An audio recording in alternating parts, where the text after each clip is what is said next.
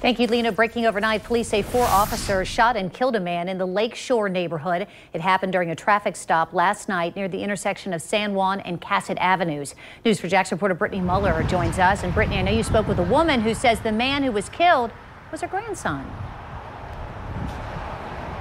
That's right. She says her grandson was 19 years old and most likely was on his way home from work at the McDonald's on 17. She says that he was in the car with his 2 cousins when they were pulled over. And there's still a lot that we're working to learn. And joining me right now is our crime and safety expert, Ken Jefferson. Thank you so much for joining us.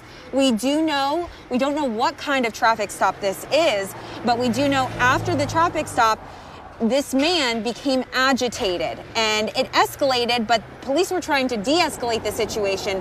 And what you know about this police-involved shooting, what can you tell me when there is 4 police officers trying to de-escalate a situation where someone is agitated? Well, right now, so many things are sketchy, and we can only go by the preliminary information that the police is giving us right now as to what happened.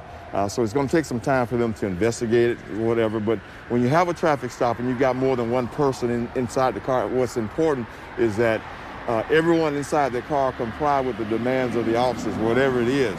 Something had to occur, don't know what, because it's still sketchy, for them to open fire on this particular individual. Not just because he was agitated. He must have had a weapon or something, or showed them something, or had the ability to get a weapon. I'm not accusing him of that.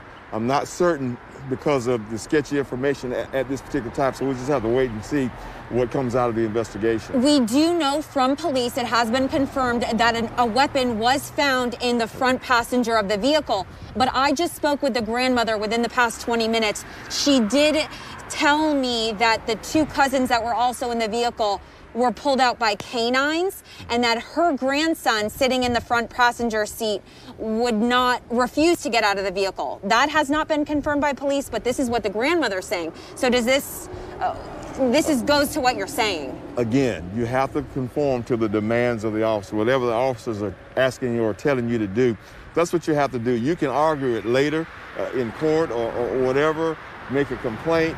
But if the officer is telling you to get out of a vehicle, or if he's telling you to show you his hands, show him your hands, that's what you got to do. And if there's a weapon in the center console and the officers see that weapon, they're going to try to keep you away from it as much as possible. But if you make the wrong gesture or the wrong move towards that weapon, even if you're trying to scratch and the weapon is over there, then they're going to be justified in using deadly force if that's the case, if you don't comply with their demands. Ken, let me ask you, so we don't know if the weapon was pulled out. We do know that it was found in the vehicle. We just don't have that timeline. But what constitutes for JSO using deadly force in this type of incident?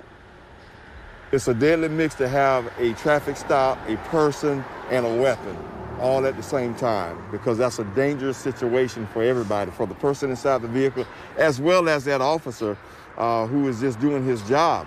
And if there's a weapon found in the vehicle, that means that the officer had to have seen that weapon before they were able to use deadly force on this particular person. Just because a person is agitated, it's not justifiable to use deadly force. But if there's a weapon involved, and you just said there's a weapon that was found in the car, then obviously the officers felt threatened in some kind of way. And if that person is not cooperating, there's no telling what he may have done with that weapon against the officer. Ken, thank you so much, as always, for joining us on the morning show. Now, I can tell you, family has been in touch with me. They say more family members are coming into town. We're expecting to learn more information from them. The 4 officers involved have all been placed on administrative leave, which is protocol in this type of incident.